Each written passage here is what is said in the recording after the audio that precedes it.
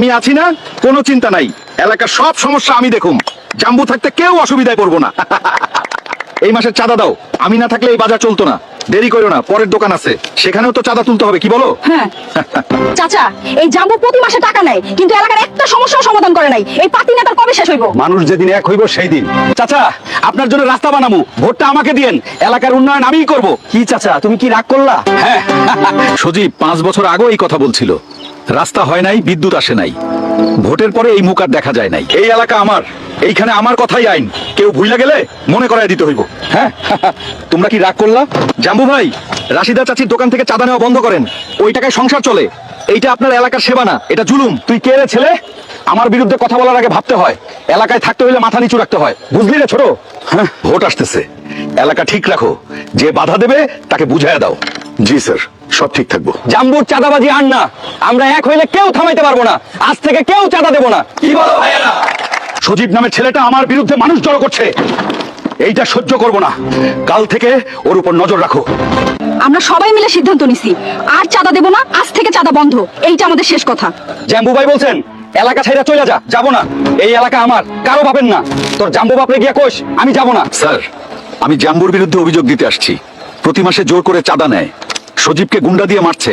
জাম্বু, তোমার কারণে আমার নামে মামলা হচ্ছে। এখন থেকে তুমি আমার কেউ না, নিজের ব্যবস্থা নিজে করো। জাম্বু ছাদাবাজি এবং হামলার মামলায় গ্রেফতার। চেয়ারম্যান সাহেব তোমাকে চেনেন না বলছেন, এইবার আইনের সামনে একা। হ্যাঁ, জাম্বু ধরা পড়ছে, চেয়ারম্যান সবাইকে ছাইড়া দিছে। আমি এখানে থাকলে জেলে যাবো।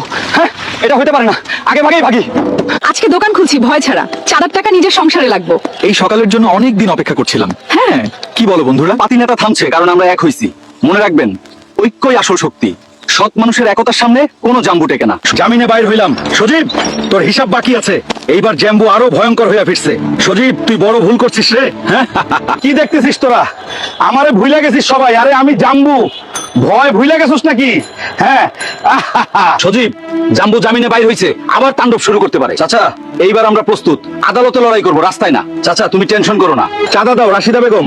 ভুইলা গেছো নাকি? জাম্বু ভাই, কত টাকা কেন নিতেছেন? সব বলেন, ভালো করে বলেন। স্যার, ভিডিও প্রমাণ, জাম্বু নিজের মুখে চাঁদার কথা বলছে।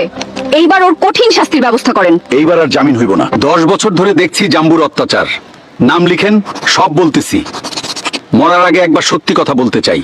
চেয়ারম্যান এবং জাম্বু দুজনের বিরুদ্ধেই মামলা করেন, সব প্রমাণ আছে, ভিডিও, সাক্ষী সব। এইবার এই দুজনের কঠিন শাস্তির ব্যবস্থা করেন, নলে কিন্তু জনগণ আপনাকে ছাড়বো না। জাম্বু, এইবার তোর খেলা শেষ। ভিডিও, প্রমাণ, সাক্ষী সব আছে, চেয়ারম্যানও ধরা পড়ছেন। এইটা হইতে পারে না। আমি কিছু জানি না, জাম্বু নিজে করছে, আমার কোনো সম্পর্ক নাই। আদালত ঠিক করবো, কে কি জানে। হাত বাড়ান চেয়ারম্যান সাহেব।